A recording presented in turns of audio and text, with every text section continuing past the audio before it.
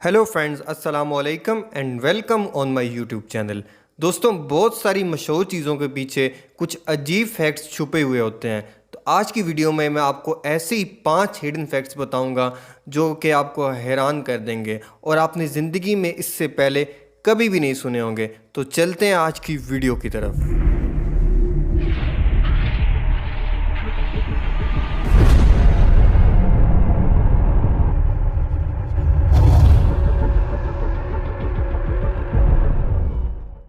दोस्तों, क्या आप जानते हैं कि फेसबुक का कलर ब्लू क्यों है? इसका होम पेज, इसका लोगो, हर एक चीज़, इसके पीछे एक ख़ास वजह है। और वजह यह है कि फेसबुक को बनाने वाला मार्क ज़कर कलर ब्लाइंड है। ये लाल और सब्ज यानी कि रेड और ग्रीन कलर को पहचान नहीं सकता।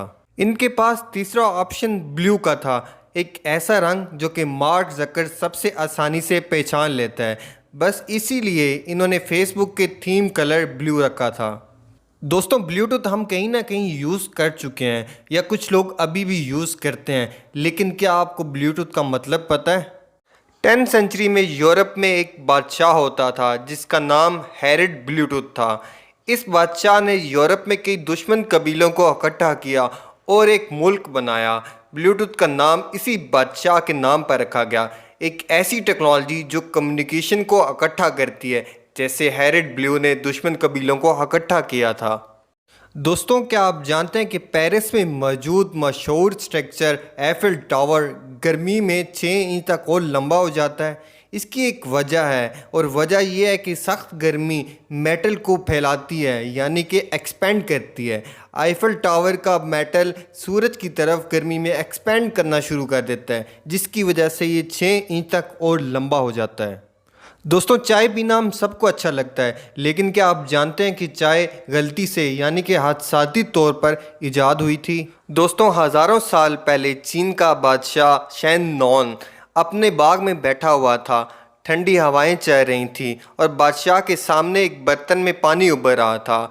इस बर्तन के ऊपर चाय का दरख्त था और हवा से एक पत्ता टूटकर उसके उबलते हुए पानी में जा गिरा और बादशाह को बाद में पता ही नहीं चला। इसने जब ये पानी पिया तो इसको ये इतना पसंद आया कि इसने इस पर मज़ीद रिसर्च की और यूं चाय ईजाद हो गई। दोस्तों, ओके एक ऐसा लफ्ज़ है जो हम सब सैकड़ों दफ़ा रोज़ाना इस्तेमाल करते हैं, लेकिन इस लफ्ज़ का असल मतलब क्या है? इसकी हिस्ट्री काफ़ी ज़्यादा दिलचस्प है। 1839 में बॉस्टन मॉर्निंग नामी अखबार ने मजाक के तौर पर ऑल करेक्ट को गलत स्पेलिंग के साथ OLLKORRECT लिख दिया, यानी कि ओके, या यहीं से ओके का लफ्ज़ मशहूर हो गया, जो कि ऑल करेक्ट के गलत स्पेलिंग है। मजाक में लिखे जाने वाला ये लफ्ज़ आज ओके के तौर पर दुनिया भर में बोला जाता है।